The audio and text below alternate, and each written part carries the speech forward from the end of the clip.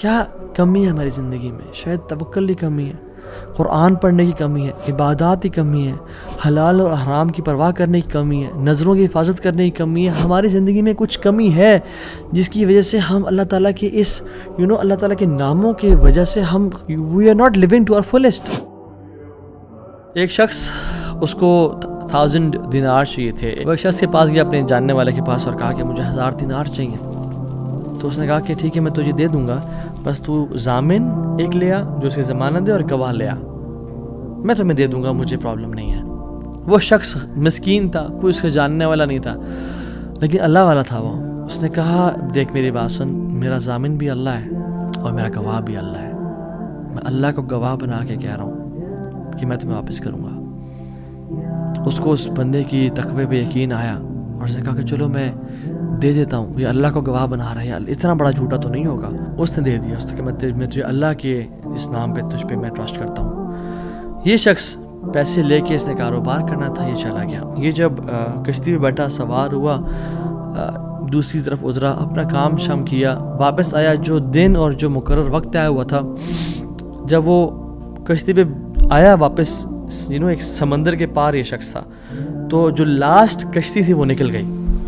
یہ سر پکڑ کے بیٹھ گیا کہ میں نے تو آج وعدہ کیا تھا اور اللہ کو ضمانت دار بنایا تھا اور گواہ بنایا تھا.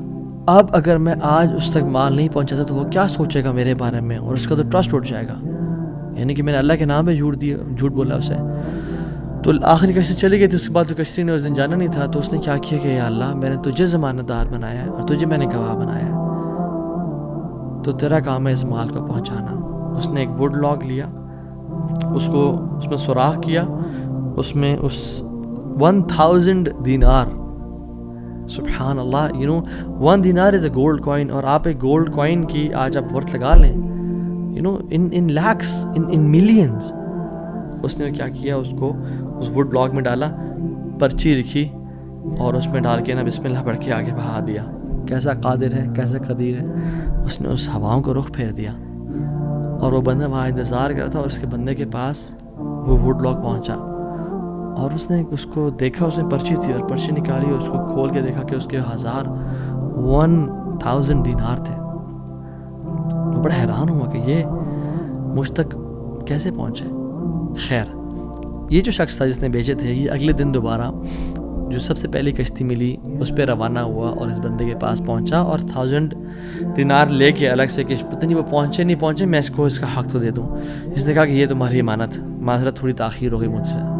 کہتے ہیں تو کل تم نے مجھے پیسے نہیں بھیجے؟ کہتے میں نے بھیجے.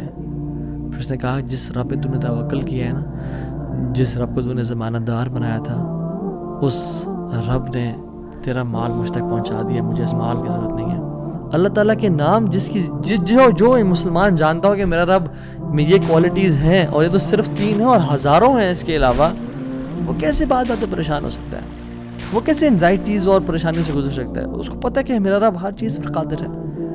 قل هو القادر على ان يبعث عليكم عذابا من فوقكم، وہ قادر ہے کہ اس بات پہ کہ تم پہ عذاب لے آئے. ان المتقین فی جنات ونہر فی مقعد صدق عند ملیک مقتدر. عند ملیک مقتدر، وہ مقتدر بھی ہے، وہ ہر چیز پر قادر ہے. تبارک الذی بیدہ الملک وہو علی کل شیء قدیر، وہو علی کل شیء قدیر. وہ قادر بھی ہے، قدیر بھی ہے، مقتدر بھی ہے.